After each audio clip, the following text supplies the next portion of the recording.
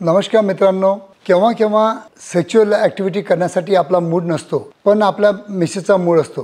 पण मिसेसला केव्हा केव्हा तुम्ही नॉन पेनिट्रेटिव्ह सेक्स न करता फक्त ब्रेस्ट मसाज करून किंवा ब्रेस्टला सक करून तुम्ही त्यांना ऑर्गॅझमपर्यंत पोहोचू शकता। आणि त्याच विषयी आज मी तुम्हाला थोडक्यात सायंटिफिक माहिती देत आहे। मी आहे doctor Umesh, as a clinical sexologist म्हणून गेल्या 40 वर्षापासून मी तुम्हाला सातत्याने मार्गदर्शन करीत आहे। मित्रांनो, खरोखर माझे व्हिडिओ तुम्हाला आवडत असतील तर नक्की लाईक करा, शेअर करा, मराठी यूट्यूब चॅनलला सबस्क्राईब करा आणि जास्तीत जास्त आपल्या मराठी बांधवांनी बघितला पाहिजे। हाच त्या व्हिडिओ बनवण्याच्या पाठीमागचा माझा उद्देश आहे। कारण की कुठं ना कुठं समाजामध्ये प्रॉपर चर्चा होऊन प्रॉपर सेक्शुअल नॉलेज मिळणं खूपच अत्यंत गरजेचं आहे। तर मित्रांनो, चला तर आजचा टॉपिक बघूया आपण की ब्रेस्ट सकिंग काय असतं, ब्रेस्ट सक केल्यामुळं आपल्या पार्टनरला काय चेंजेस होऊ शकतात, त्यांना कशी उत्तेजना मिळते याच्याविषयी आज आपण जाणून घेऊया। जसं तुम्हाला मी मागच्या व्हिडिओमध्ये सांगितलं होतं की breast is one of the sexual organ, की ब्रेस्ट सकिंग केल्यामुळं तिथल्या जे मॅमरी ग्लँड असतात त्यांना स्टिम्युलेशन मिळतं।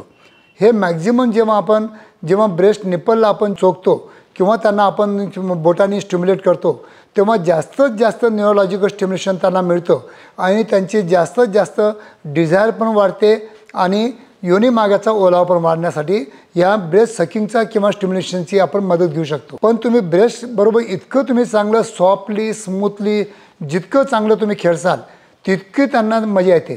पण त्यांना खूप हार्डनेस, खूप जास्त प्रेस करू नका किंवा काही चावू नका किंवा नखाचं मंजुरी करू नका। असं जर स्मूथली केलं तर त्यांना ब्रेस्ट मसाज करून किंवा ब्रेस्ट सकिंग करून किंवा ब्रेस्टला स्टिम्युलेशन करून त्यांना प्रॉपर ऑर्गॅझम मिळू शकतं। आणि जेव्हा केव्हा ब्रेस्ट सकिंग केल्यानंतर स्टिम्युलेशन केल्यानंतर जर त्यांचा योनी मार्गामध्ये ओलावा निर्माण झाला असेल आणि आता ते म्हणत असतील की आता पेनिट्रेटिव्ह सेक्स हवं, तेव्हाच तुम्ही जर पेनिट्रेटिव्ह सेक्स केलं तर तुम्हाला दोघांना एकाच वेळेला ऑर्गॅझम मिळण्यासाठी ह्या ब्रेस्ट सकिंग थेरपीची तुम्हाला नक्कीच मदत होऊ शकते। म्हणून मित्रांनो, ब्रेस्टला तुम्ही निग्लेक्ट करू नका। Breast is one of the major part of ladies to stimulate, to involve and to get satisfaction from that. तर हे सगळ्यात महत्त्वाचा पार्ट असून याला तुम्ही निग्लेक्ट करू नका।